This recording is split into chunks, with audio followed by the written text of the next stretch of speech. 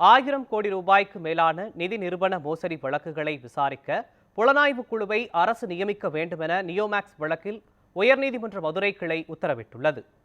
நியோமேக்ஸ் இயக்குனர் கமலக்கண்ணன் உள்ளிட்டோருக்கு வழங்கப்பட்ட ஜாமீனை ரத்து செய்ய கோரி தொடர்ந்த மனு உயர்நீதிமன்ற மதுரை கிளை நீதிபதி தண்டபாணி முன்பு விசாரணைக்கு வந்தது.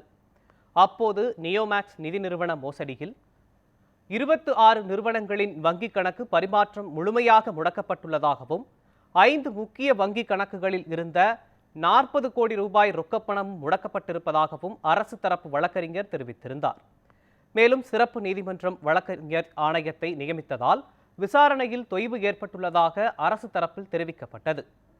இதனை பதிவு செய்த நீதிபதி நியோமேக்ஸ் வழக்கில் வழக்கறிஞர் ஆணையர்களை சிறப்பு நீதிமன்றம் நியமித்திருப்பது வினோதமாக உள்ளது என தெரிவித்தார்.